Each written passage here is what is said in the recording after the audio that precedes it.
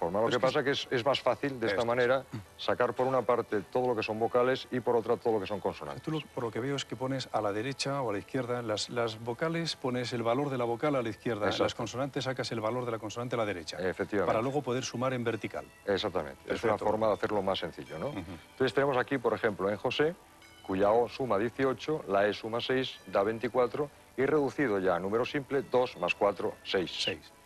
En consonantes tenemos la J y la S, cuya valor final es un 34, es decir, reducido a la simplicidad, 3 más 4, 7, y así realizaríamos lo tanto mismo con los el... apellidos. Efectivamente. Con todo esto tenemos ya reducido a simple. El nombre tiene en vocales 6, en consonantes 7, el primer apellido tiene en vocales 3, en consonantes suma 5, y el segundo apellido tiene en vocales 1 y en consonantes 6. O sea que hemos obtenido varios números que tú rodeas con un círculo porque son números importantes para destacarlos. Bien. Y con ello construimos la parte, digamos, más esencial de un numeroscopio. Es decir, la meta, el objetivo de la vida, las características... Esto ya lo conocemos porque nos viene dado por la fecha de nacimiento. Efectivamente. Bien. Después, cómo es el componente de la personalidad o del carácter de esa persona, que básicamente lo vamos a distribuir en lo que es la naturaleza sentimental, es decir, cómo funciona a nivel emocional o sentimental, y que sale de la suma de todas las vocales. Todas las vocales del nombre más los apellidos. Es decir, si nosotros cogemos 6 del nombre, más 3 del primer apellido, más 1 del segundo apellido, nos da 10.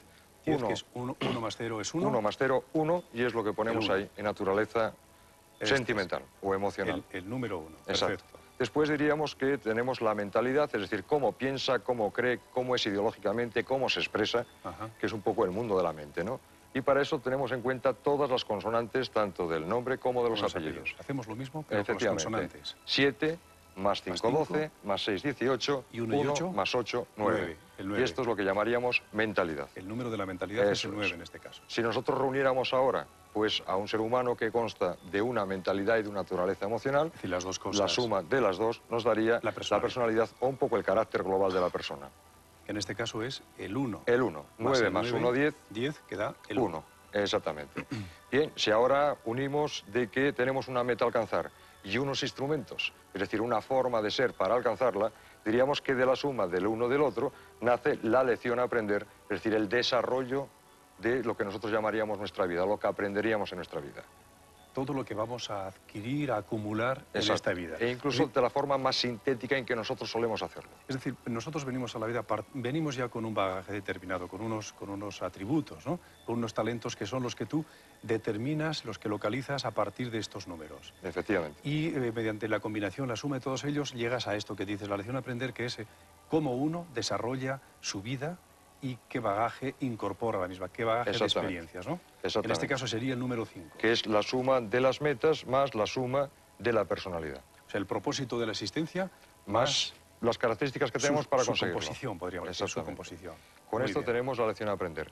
Y ahora ya hemos básicamente desarrollado en números lo que es el numeroscopio. O sea, tenemos todos los números que definen a este personaje de ficción que se llama José García Campos, nacido en esta fecha. Exactamente.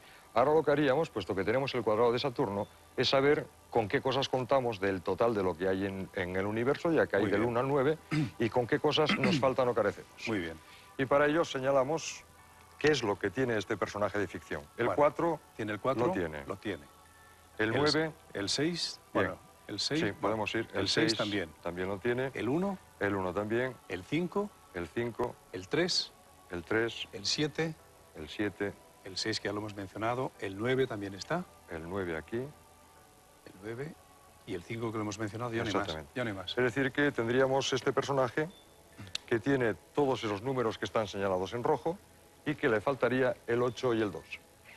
Entonces, esos números, el 8 y el 2, se denominarían cuáles son las cualidades de las cuales aparentemente carece. Es decir, no es visible. Indica, en apariencia cuando menos, carencias de este personaje. Efectivamente. Es decir, y tiene una, en lo que llamamos su mundo mental. Su mundo mental y otra...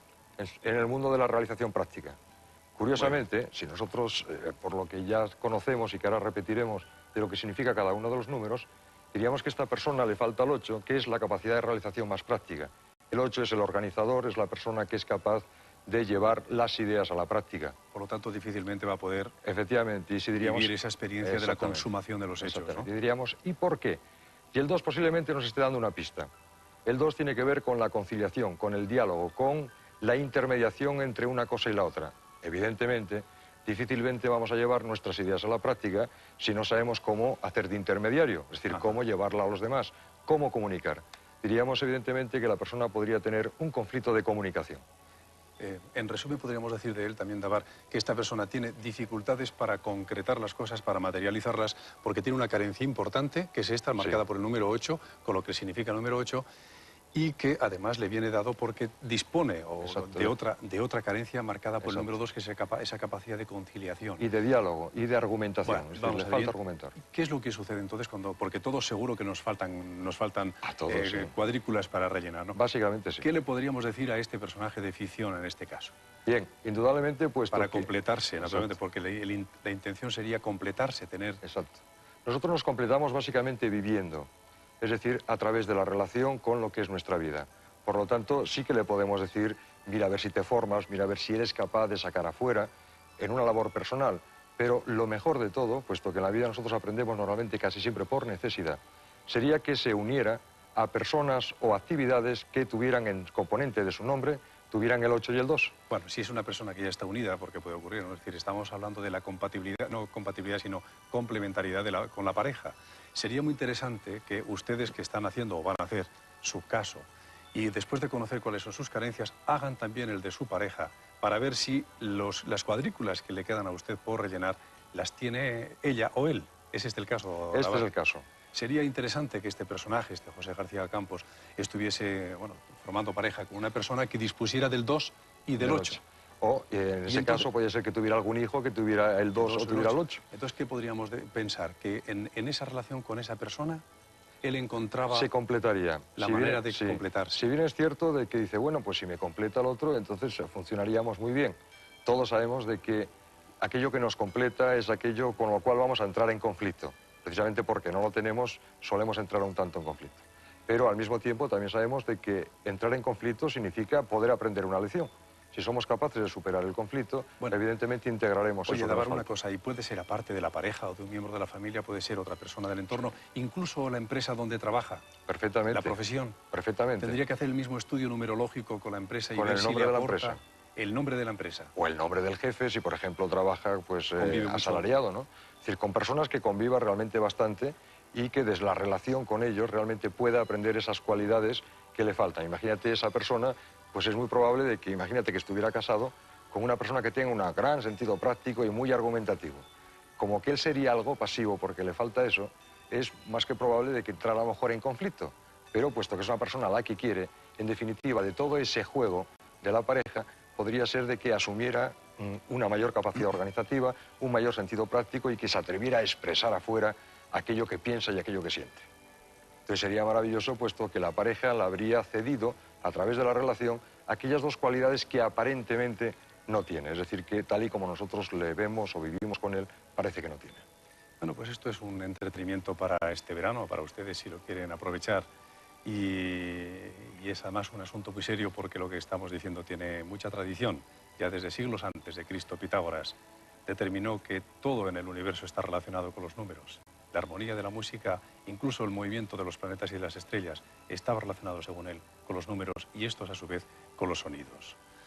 A ver, ¿qué más cosas podemos añadir o crees que está...? Pues no sé si tuviéramos tiempo de repetir que son del 1 al 9 Repetimos de forma muy breve. Eso, una palabra para cada número. Bien. ¿El 1 qué significa? Líder. Líder. El 2. El 2, negociador, conversador, dialogante, intermediario. El 3, enseñante, viajero, riesgo, aventura, atreverse a. El 4, capacidad, poder para realizar. Y también expansión. 5. El 5, conflicto, puente, competitividad, capacidad de lucha. 6. El 6, compasión, ternura, amor, familia. 7. El 7, sentido de lo intelectual, sentido de la novedad, de lo progresivo, de la invención. El 8. El 8, capacidad organizativa, la capacidad de llevar las ideas a la práctica. 9. El 9 es el número síntesis de todos y, por tanto, el número que va a unir lo humano y lo divino, o la persona que, a pesar de todas las dificultades, es capaz de superarlas con una gran capacidad de servicio y con una gran inteligencia. Ahora que conocen ustedes, aunque sea de una manera muy superficial el significado de cada uno de los números, pueden también tratar de entender lo que cada uno de estos tres niveles que constituyen nuestro ser puede decirnos. A modo de ejemplo, solamente analicemos el de abajo, por ejemplo, el de la capacidad de materialización. Dabar, formado por el número 8, el 1 y el 6. Bien. Que estaría hablando de cuáles son las aptitudes, las cualidades que tiene alguien con capacidad de materializar o de realizar cosas. Que efectivamente. Si tenemos el 8, que es la capacidad básica de realización, cómo llevar a los demás a ilusionarles con una idea, cómo organizarles. Si tenemos el 1, que es el liderazgo, el carisma, la capacidad también de empuje y de arrastrar a los demás, y el 6, que es extraordinariamente importante, puesto que dice que todas las obras deben realizarse con amor. Es decir, que para realizar, para consumar los hechos, para vivir la experiencia de la concreción, de la materialización de las cosas, es necesario disponer de capacidad de iniciativa, también de capacidad de organización y al mismo tiempo amar. Gracias, Dabar. Bien, y aquí terminamos nuestro programa de hoy. Un programa en el que hemos hablado de ovnis, de objetos volantes no identificados y de sus tripulantes, a los que ahora se les llama seres del espacio. Al parecer, han estado con nosotros, hemos convivido desde los tiempos más remotos. Y en todas las culturas hay vestigios de su presencia, también en la nuestra. Esos textos referidos a Eliseo, a Elías o a Ezequiel son muy conocidos, que escribiera uno de los 4 evangelios canónicos y el que escribirá también el Apocalipsis.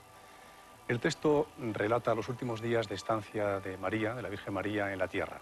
Los apóstoles estaban ya dispersos predicando la doctrina y en un momento determinado oyeron la voz del Espíritu Santo que les dijo: María, la madre de vuestro Señor, está a punto de dejar la tierra. Id pues junto a ella y acompañadla en este trance. Y los apóstoles le preguntaron: ¿y cómo iremos? ¿Quién nos llevará? Y en ese momento, añade el texto, descendieron del cielo como carros de fuego que tomaron a los apóstoles y los llevaron por encima de la superficie hasta Belén junto a María. ¿Qué eran esos carros de fuego? Si admitimos la autenticidad del texto apócrifo, podríamos estar ante el relato de una presencia de lo que llamamos ahora naves voladoras y, por extensión, podríamos deducir también que los apóstoles estuvieron en contacto con esos llamados seres del espacio. Para muchos investigadores e historiadores esto no es ninguna aberración, porque afirman que siempre estuvieron con nosotros, también en ese momento que he relatado, como dicen también que están en este momento, hoy. Hace 11 años, en junio de 1981, Andrea se fue para no regresar jamás, dejando a su familia